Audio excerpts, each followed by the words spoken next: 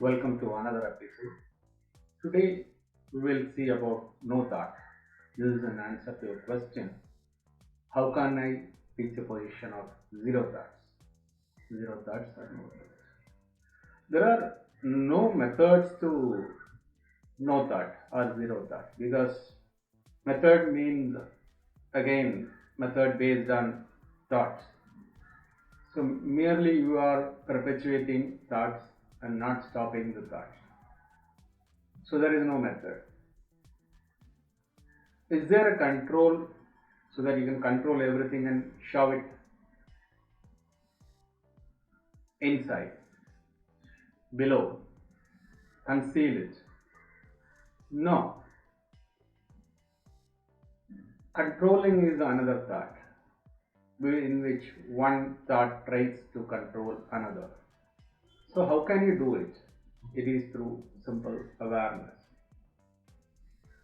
When you are aware of the thought, when you are not giving importance to thought, then it goes away. Let us see a few lines from J.Krishnamurti's The Wholeness of Life. So, with this regard, he is asking, is the doer aware of what he is doing? If you are trying to touch a flower vase on your table, that is very simple. You are aware of it.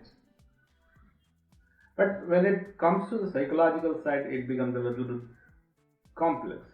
Are you aware of the movement of the thoughts, its nature, what it has created? So look at this movement.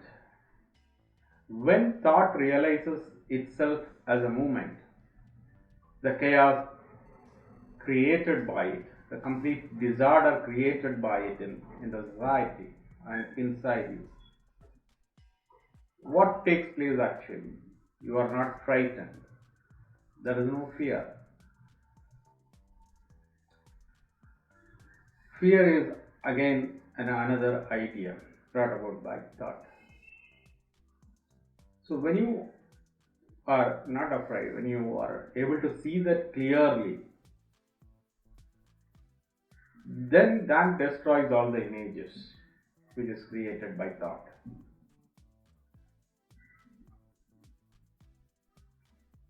So when you are conscious of that, when your mind is not filled with the things of the thought like sorrow, fear, anxiety, pleasure, attachment, and the turmoil of confusion and the deep agony involved with all this, when you are aware of it, when you are aware of the image maker, that is the thought, you are aware of the content of the memory, then the thought comes to an end. Then the time ends. The ending of thought means ending of time. So it is awareness. That's what J. Krishnamurti says. Next, we will see a few lines from Osho's book, A Sudden Clash of Thunder. If you suddenly awake, Osho says, if you suddenly awake in anger, you will feel peace you have never felt before. Energy was moving and suddenly it stops. Then the awareness comes and then there is immediate silence. You will fall into your inner being and fall will be so sudden. Then you will become aware.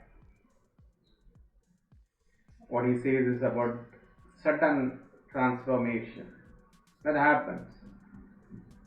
Like in Hinduism, we have got the Dikshas. Similarly, in Buddhism, the sudden jolt they give to awake a person into awareness. They slap, they beat, they ask suddenly some question, the koan, which has no answer. All this tries to awaken you, transform you at the moment. That's what Osho refers. It will be so sudden that the unawareness goes and you become aware. Because you are jolted from your routine, from the gradual things which move slowly. This sudden movement jolts you from that. So from thought to you move into thoughtlessness. You are conscious without thinking. That is what awareness is. That's what Osho says.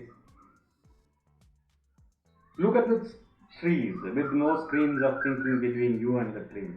Listen to the chirping of the birds with no chirping of the mind inside. Look at the sun rising and feel that you also are a son of consciousness. So go on watching. Let the thoughts come and go wherever they want to go. Don't try to control it. Nothing is wrong. Let it come and let it go. Don't manipulate it. Don't try to direct it. So this interval they call in Buddhism as satoris. So there will be some small satoris when there is a sudden waking, sudden awareness. So gradually that will become bigger when there is no traffic of thought. Then there is total silence. So that's how you reach silence, the no thought, the no mind, when there is awareness. That's what's told by Osho and J.Krishnamurti. And you can be aware of it.